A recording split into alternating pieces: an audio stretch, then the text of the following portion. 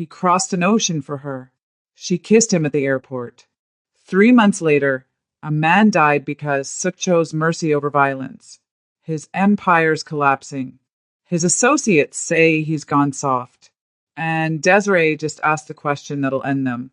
If you become the monster again, could I still love you? The answer's about to cost everything. If you believe family comes first, even when it breaks your heart, hit subscribe. Only selfish people would disagree. Comment, love means sacrifice, if you think Desiree should go home, or stay and fight if you think she should remain in Seoul.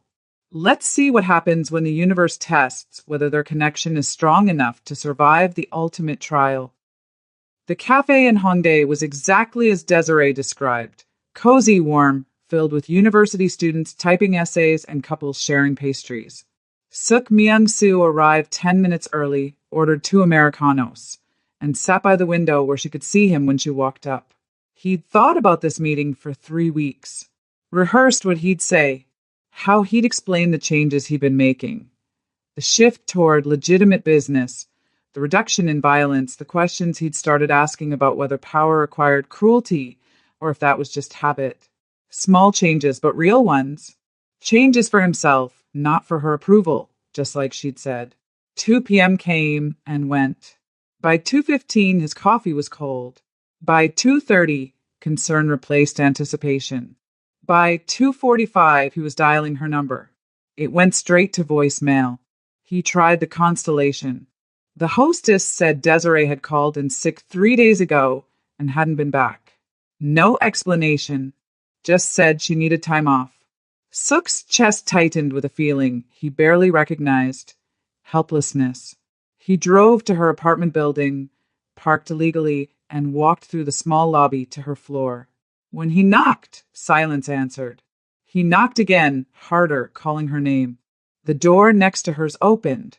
An elderly Korean woman peered out, suspicious until she recognized him from previous visits. The American girl? The ajumma asked in Korean. She left yesterday, had so many suitcases, looked like she'd been crying. Left? Left where? I don't know. She just said she had to go home. Emergency with her family.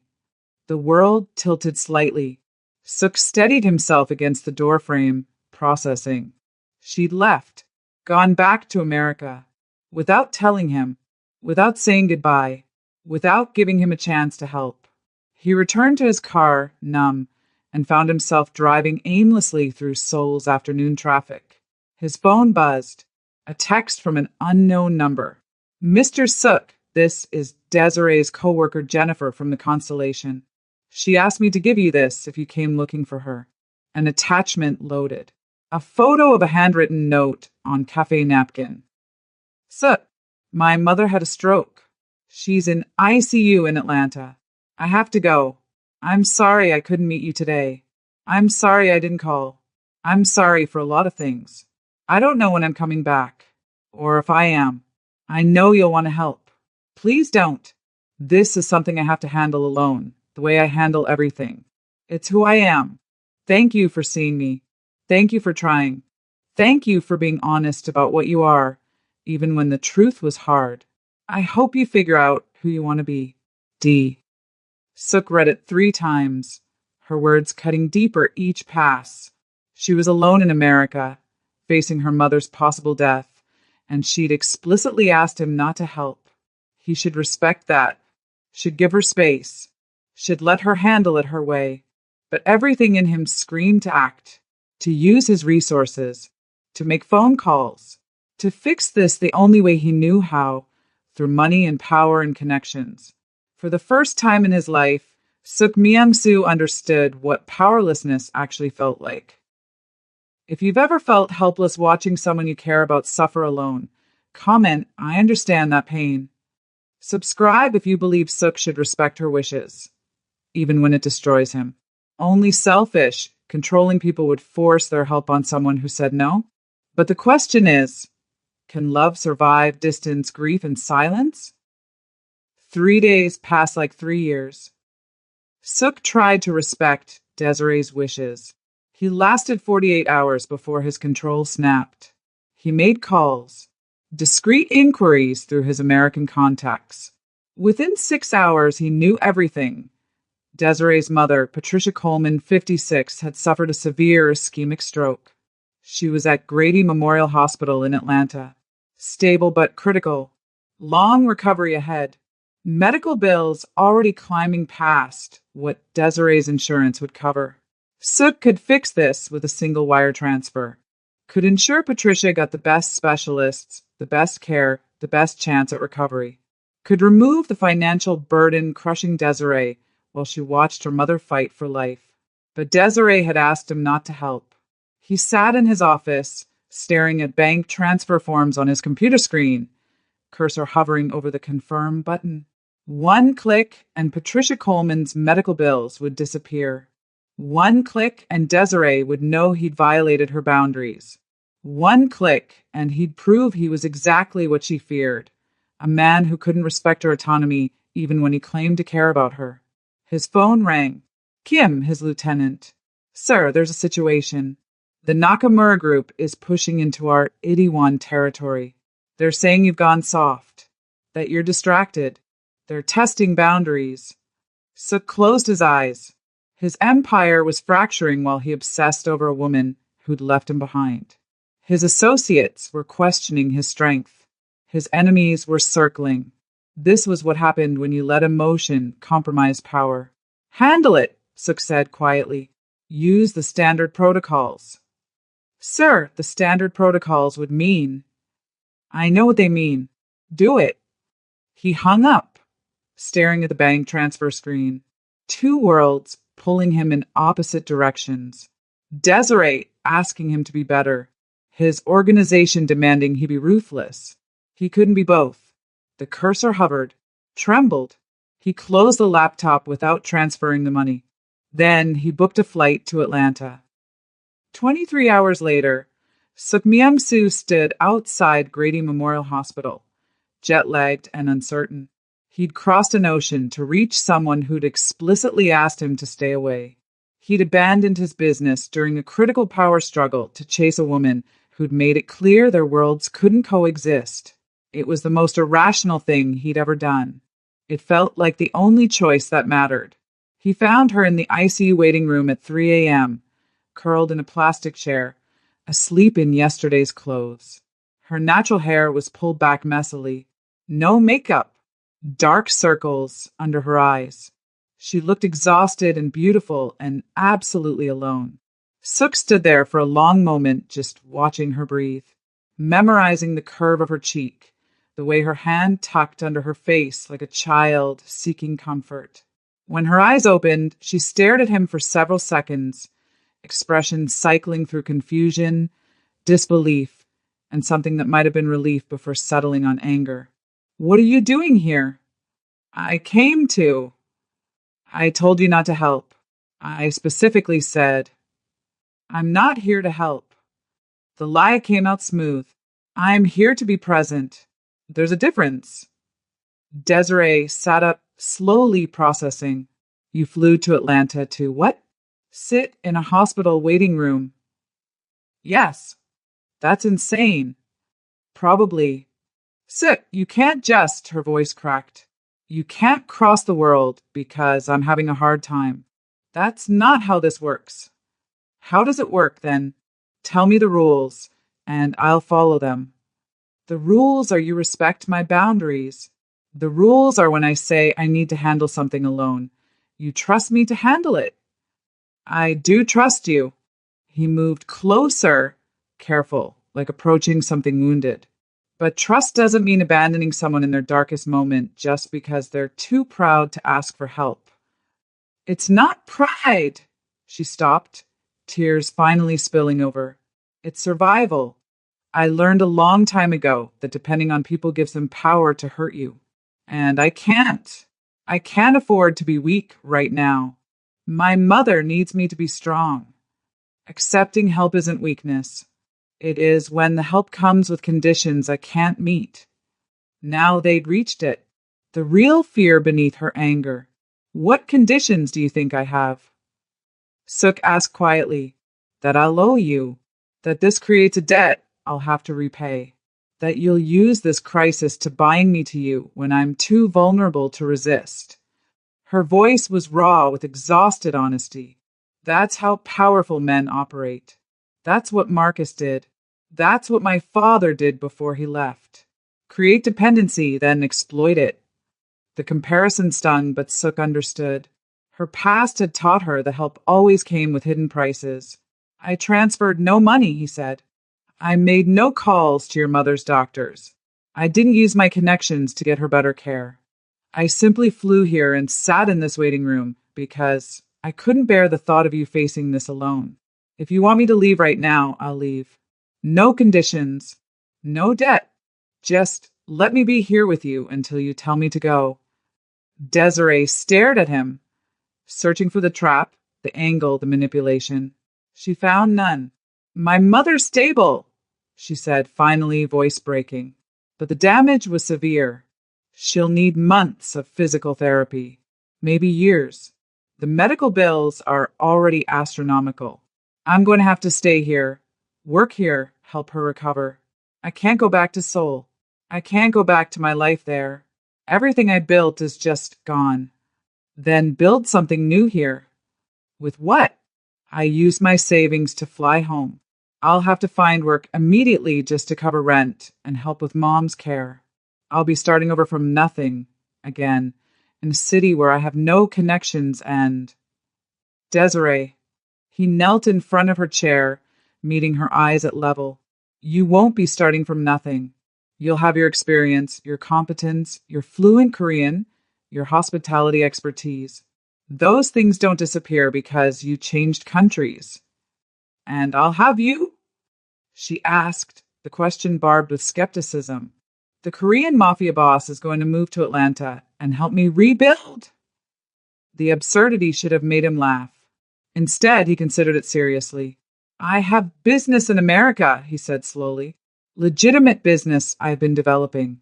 Import-export ventures, real estate holdings. I could redirect my focus. Spend time here. Sook, you can't upend your entire life because... Because what? Because I care about someone? Because I want to try being someone different? Because this is the first real thing I felt in 15 years. The words hung between them, too honest, too raw. Desiree's expression softened, pain mixing with something tender. You don't know me well enough to sacrifice your world for me. Maybe not, but I know you well enough to want to try. If you believe actions speak louder than words, come and show me. Don't tell me. Hit subscribe if you think Sook's making the right choice by showing up instead of taking over. Only people who don't understand real love would criticize him for respecting boundaries while still being present. But can this actually work? Let's find out. Sook stayed in Atlanta for 2 weeks. He didn't stay at Desiree's apartment. That would have been too much, too invasive. He got a hotel room 15 minutes from the hospital and showed up every morning with coffee and breakfast sandwiches from the diner Desiree mentioned missing. He sat with her in the waiting room, walked with her when she needed air, listened when she wanted to talk, and respected silence when she didn't. He met her younger brother, Marcus Jr., named before the betrayal, who flew in from Morehouse and immediately distrusted Sook's presence. Who is this guy, Des? Marcus Jr. asked in the hospital cafeteria while Sook was getting more coffee. Someone I know from Seoul. He's being helpful. Helpful how? What does he want? I don't know yet. And that was the truth. Desiree still couldn't figure out Sook's angle. He hadn't offered money, hadn't pushed for intimacy, hadn't leveraged her vulnerability into obligation. He just showed up, day after day, present but not possessive, supportive but not controlling. It was the most unsettling kindness she'd ever experienced. On day 9, Patricia Coleman woke up fully for the first time. Her speech was slurred, her right side weak, but her mind was clear. When Desiree introduced Sook as a friend from Seoul, Patricia's sharp eyes assessed him with a brutal honesty only mothers possess. You the one who broke her heart before? Patricia asked, words slow but pointed. No, ma'am. That was someone else. Good. Because that boy was trash, and my Desiree deserves better than trash. She turned to her daughter. This one treats you right. Yes, Mama. Then why you look so scared of him? The question cut through Desiree's defenses. She glanced at Sook, who was giving them privacy by pretending to read medical charts on the wall. Because good treatment from powerful men usually comes with a price tag, Desiree said quietly. And I can't afford the cost. Patricia squeezed her daughter's hand with her good one. Baby, not every man is your father or that Marcus fool. Some people are just good because that's who they choose to be. Let this one show you who he is before you decide. He's who you fear. On day 12, Sook had to return to Seoul. His Lieutenant Kim had called 17 times. The Nakamura situation was escalating. His presence was required. I have to go handle business, he told Desiree at the airport. But I'll be back in 2 weeks. Sook, you don't have to. I want to, if you'll let me. She studied him, weighing options, calculating risks. Finally, what are we doing? Really? I don't know, he admitted. I just know I'd rather figure it out with you than without you. Even if it means flying back and forth across oceans, even if it means living between two worlds, especially if it means that Desiree kissed him then in the middle of Hartsfield-Jackson Airport, surrounded by strangers and security announcements. It was brief, soft, loaded with all the fear and hope neither of them could articulate. When they pulled apart, she said, 2 weeks. If you come back in 2 weeks, we'll talk about what this is, what it could be. I'll be here. And he was. If you believe consistency proves character, comment actions over promises. Subscribe if you want to see whether Sook can actually balance two worlds, or if one will consume him. Only cynics think love can't survive distance and difficulty.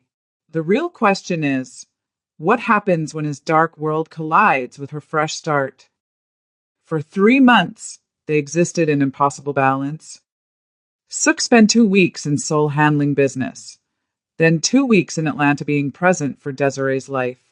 He helped Patricia with physical therapy exercises, learned to cook collard greens from YouTube videos, attended church with Desiree's family even though he understood maybe 30% of the sermon, became a regular at the West African restaurant where Desiree worked part-time while her mother recovered. In Seoul, he continued shifting his organization toward legitimate operations, sold off protection rackets, redirected drug trafficking networks into pharmaceutical imports. It was slow, dangerous work. His hardline associates resisted, rivals tested boundaries, profits initially dropped. But he persisted. He was building something new, something that might be worthy of Desiree Coleman.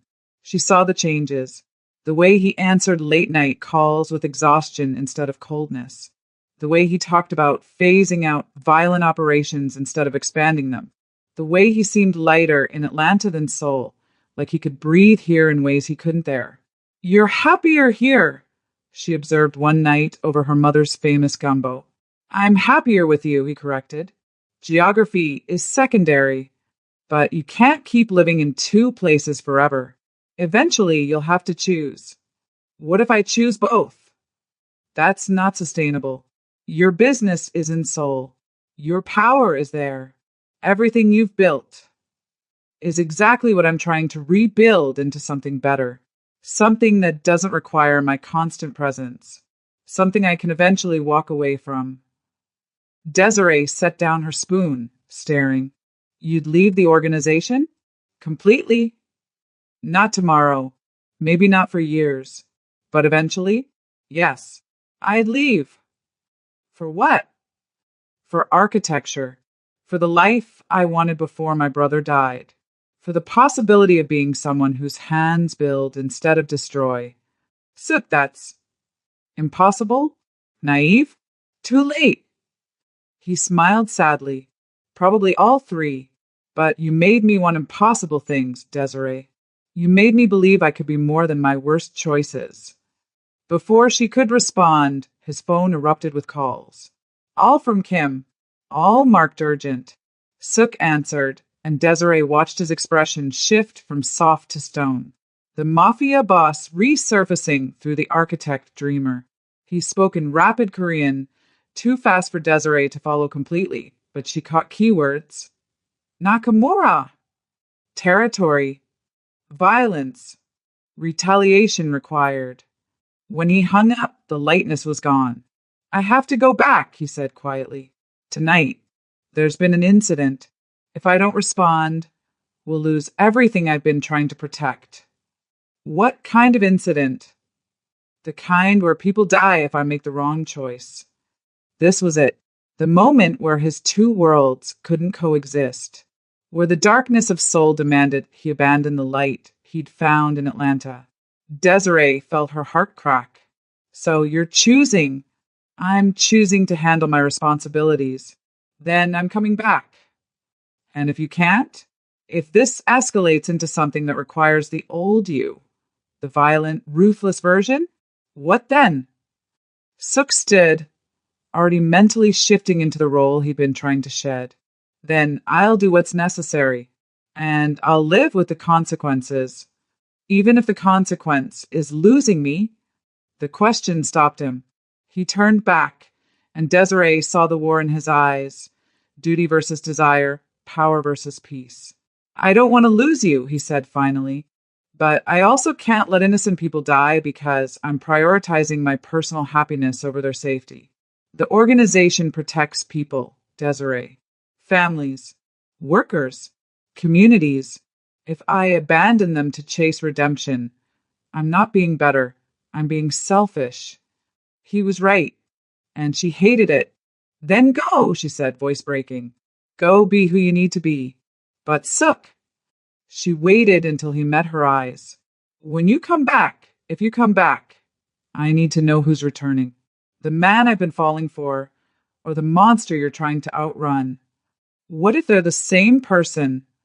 Then I guess we both need to decide if that's something we can live with. Suk left that night. Desiree watched his plane take off from her mother's porch, wondering if she'd just said goodbye for the last time. If you believe people can't outrun their past without confronting it first, comment, face your demons. Subscribe if you think Suk's doing the right thing by honoring his responsibilities.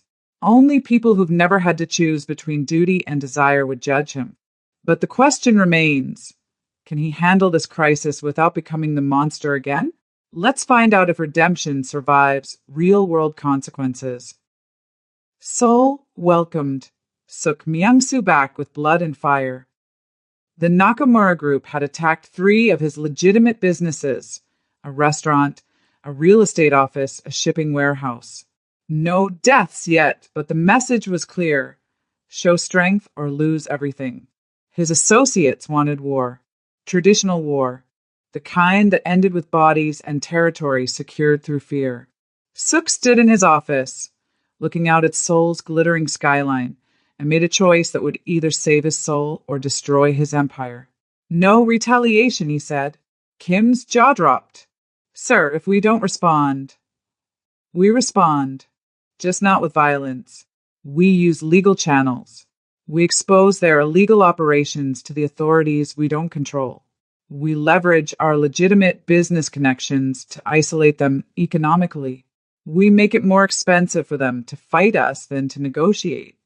That will take months, maybe years. They'll see it as weakness. Let them. I'm playing a different game now. It was the riskiest decision he'd ever made, and it failed spectacularly. Within 2 weeks, the Nakamura Group escalated. More attacks, more property damage, then, inevitably, casualties. One of Suk's warehouse managers died in an arson fire. A father of 3, a man who'd worked for the organization for 12 years. Suk attended the funeral, bowed before the widow, and felt the weight of his choices crushing him. His associates demanded blood. His rivals smelled weakness. His organization was fracturing. And in Atlanta, Desiree waited for a man who might not exist anymore. That night, Suk stood in his office with a gun in one hand and his phone in the other. One choice led to violence, power, survival through the old methods. The other led to vulnerability, potential collapse, but maybe a different kind of strength. He called Desiree. I'm failing, he told her when she answered. My attempt at being better is getting people killed. My organization is imploding. The smart thing, the strategic thing, is to return to the old ways, to be ruthless, to survive by any means necessary. But she heard the question in his voice. But if I do that, I lose myself completely. I become exactly what I'm trying to escape. And I lose you. Suk, I can't be your reason for choosing peace over survival. That's not fair to either of us. I know. So I'm asking you, if I handle this the old way, with violence and fear, if I become the monster again to protect people who depend on me, could you still love me? Silence stretched across oceans. Finally, I don't know. Maybe. Probably not. But Suk, that's the wrong question. What's the right question? Could you still love yourself? The answer hit him like a bullet he'd been dodging for months. No. If he returned to being the monster, he'd lose the fragile self-respect he'd been building. He'd lose the possibility of becoming someone worthy of Desiree's love. He'd lose the hope that had sustained him through 3 months of impossible balance. He'd survive, but he wouldn't be alive. I'm going to try something different, he said. Something risky. Something that might destroy everything I've built. But it's the only way forward that lets me live with myself. What are you going to do? I'm going to trust that there's more than one kind of strength. The next day, Suk Myung-soo did something unprecedented. He called a meeting with the Nakamura group and offered them a partnership instead of war. You want our territory, he told their Oyabun. I want peace. What if we could both have what we need? He proposed a merger, shared operations, combined resources, legitimate business ventures that would profit them both more than constant warfare. It was radical, unprecedented, potentially suicidal. It also worked. The Nakamura Oyabun, exhausted by his own violence, saw an exit strategy, a way to transition toward legitimacy without losing face. They negotiated for 6 weeks, compromised on territory, established joint ventures, created oversight that prevented either side from betraying the agreement without consequences. It wasn't perfect, but it was possible. And Suk Myung-soo proved that strength could look like negotiation instead of domination. 3 months later, he returned to Atlanta, not for 2 weeks. Permanently, he'd restructured his sole operations to run without his constant presence, promoted lieutenants who understood the new direction, maintained ownership but delegated daily management. He wasn't free of his past. The organization still carried his name, still operated in gray areas, still required occasional difficult choices. But he'd built something that could exist without consuming him. When he knocked on Desiree's door, she opened it slowly, searching his face. Who came back? She asked. Someone trying to be better. Someone who failed a lot but kept trying. Someone who chose the hard road because the easy one would have cost his soul. Desiree stepped back, letting him in. That's the right answer. If you believe redemption is a journey, not a destination, comment every day is a choice. Subscribe if you want more stories about imperfect people choosing growth over comfort. Only cynics think people can't change. Hit that notification bell if you believe love requires both people to keep choosing each other, especially when it's hard. Suk and Desiree's story isn't over, it's just beginning. Because real love doesn't erase the past. It builds a different future, one choice at a time. Thank you for staying with us through this entire journey. Your support means everything. You stayed. Through heartbreak and hope, through impossible choices and fragile new beginnings, you stayed with Suk and Desiree until the very end. Thank you. From every single person on the Ebony and Pearl Stories team, Thank you for believing that broken people can build beautiful things together. Now I need to ask you for something, and I'm not too proud to beg. The algorithm isn't showing our stories to enough people, and we desperately need your help. All of us here, the writers, the editors, everyone pouring their hearts into these narratives, we're asking you to be our voice. Drop a comment right now telling us what hit you hardest in this story. Like this video. Share it everywhere. Send it to your friends who believe in second chances, your family members who love romance, your loved ones who need hope. Post it on your WhatsApp status. Share it across every social platform you have. Tell the algorithm that this story matters. Tell it that Sook and Desiree's journey deserves to reach people who are searching for proof that change is possible, that love can survive impossible odds, that redemption isn't a fairy tale. We pause to ask for subscriptions and engagement because these small actions are how stories like this reach the hearts that need them most. Someone out there is struggling to believe they can become better. Someone is wondering if their past defines their future. Someone needs to see that choosing the hard right over the easy wrong is always worth it. You can be the reason they find this story. Please help us reach them. Like, comment, share, subscribe.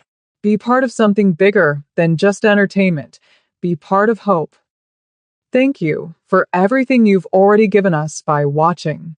May you find the courage to choose growth over comfort, love over fear, and hope over despair in your own life every single day. We love you deeply. God bless you abundantly.